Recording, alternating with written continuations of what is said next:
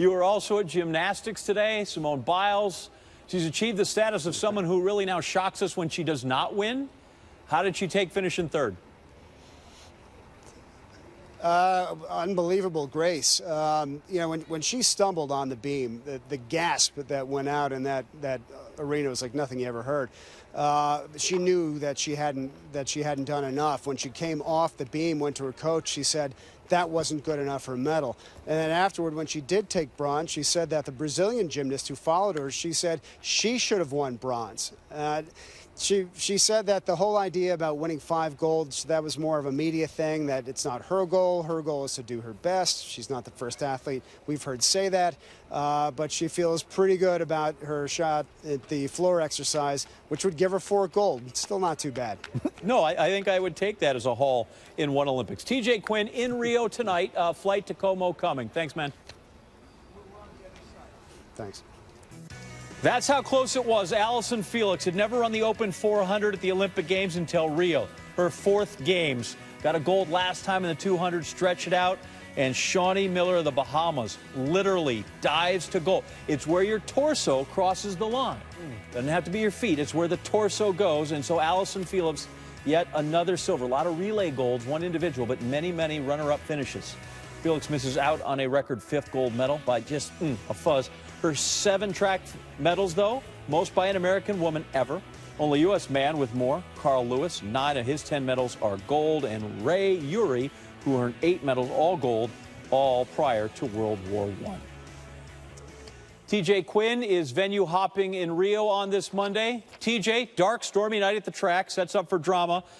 Felix so close, her reaction afterwards. Well, she was incredibly disappointed with herself. A good half hour after the race, she was still in tears talking about it.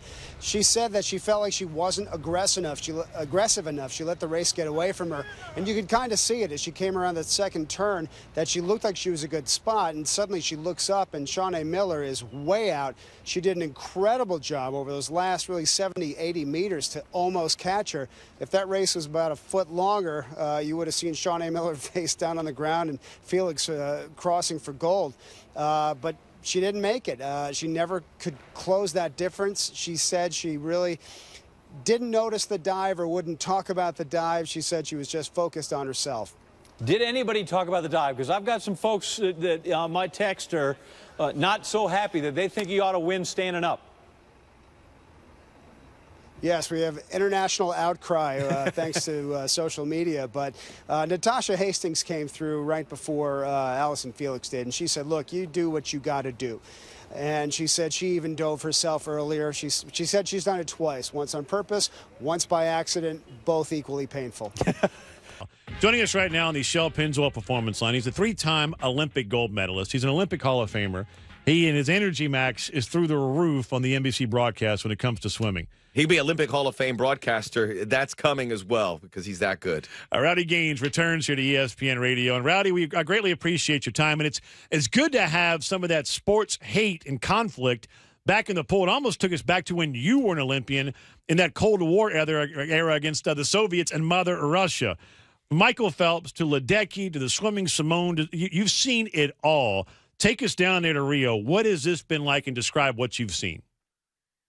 Well, rivalry is so great for sports anyway, and when you have a little edge to it, it always adds to the drama. And certainly when we swam, the Soviets were the, quote unquote, evil empire, and that made it all the more dramatic when we did get a chance to compete against them. And yeah, it was a little bit high on the drama side here. Certainly with Russia and what's been said and talked about with them and the drug situation and Lily King kind of getting involved. And then you had Phelps and Chad McClough and that whole situation. So it really made great TV. And that's the kind of reality TV that people really love because it's so genuine and it's real, not like The Bachelor, which, by the way, is my favorite show, but it's really not that real.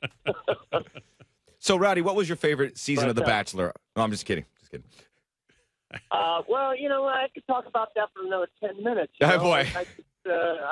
Don't. I love JoJo, We're good. We have so much to talk about in the swimming pool. And I'll piggyback what happened with Lily King and Yulia Efimova, who came out and said that she wished that Lily King came up and spoke to her.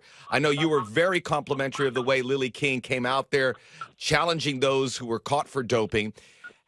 Looking at how she handled it and what Efimova said, where do you think's the right way to go about that? Well, when is the right way? I mean, it has to be the right way now because, again, I can't see us going back to 1976.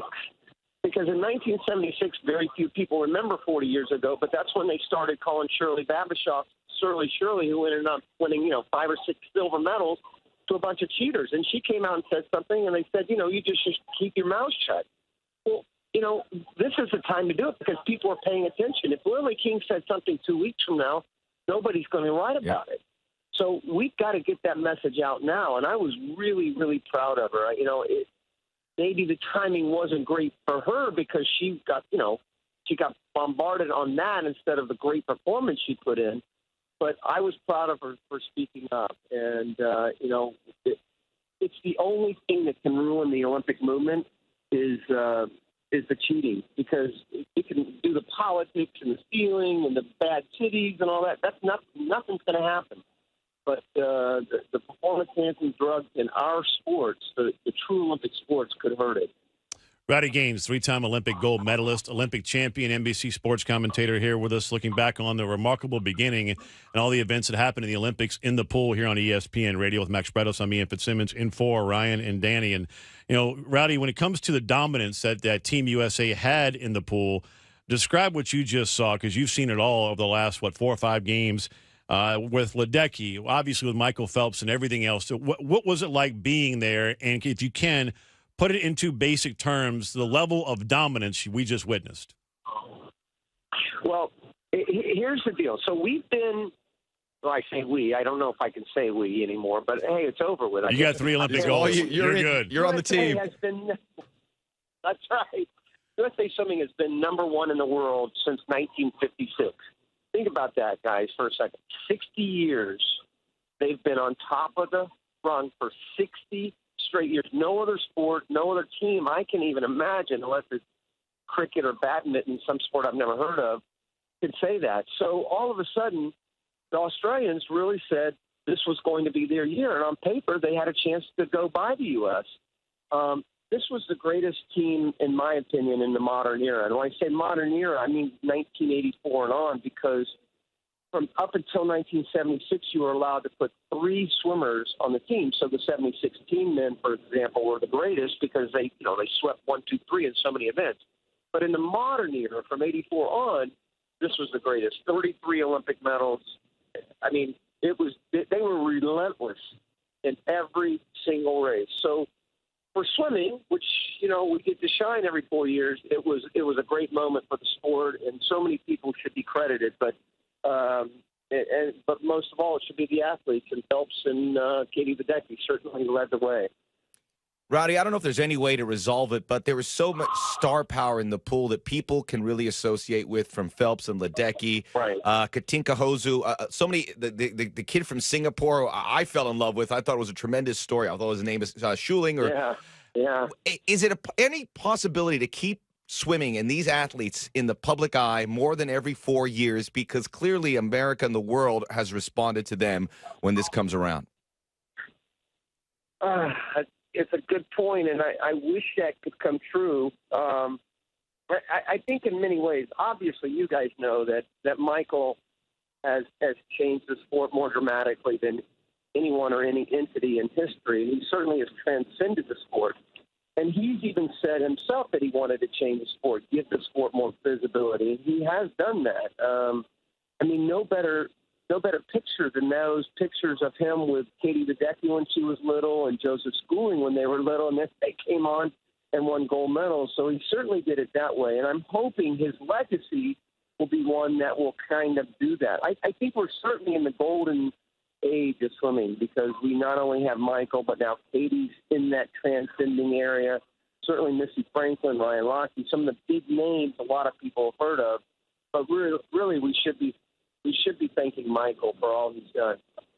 And we have Simone Biles, right, doing what she does. We also have the swimming Simone that had made history. Yeah. What Describe that and what that means for swimming going forward, what Simone did in the pool for the first time.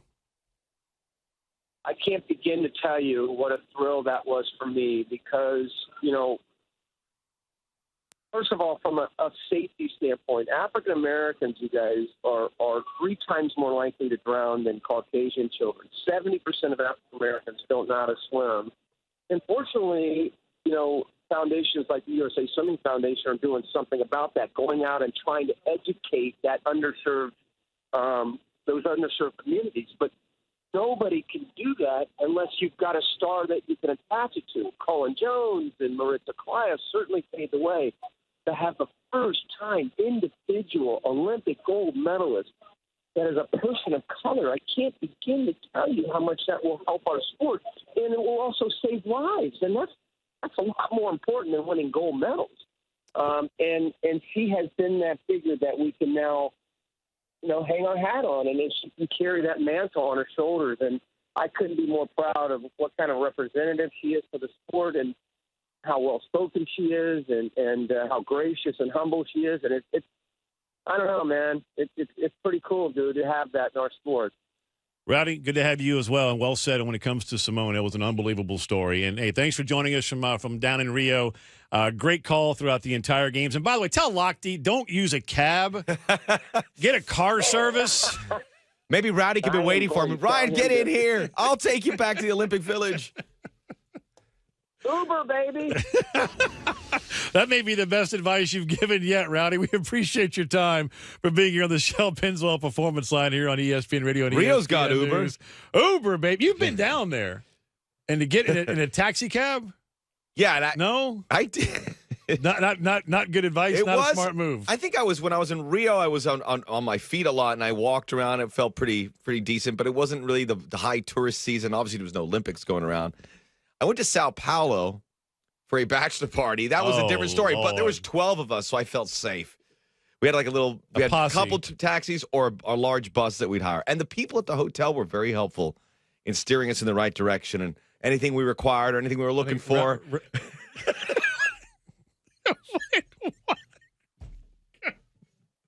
Let's please, in a hurry. Place to get a passport quickly. Stamped. My bad. This is ESPN Radio and ESPN News.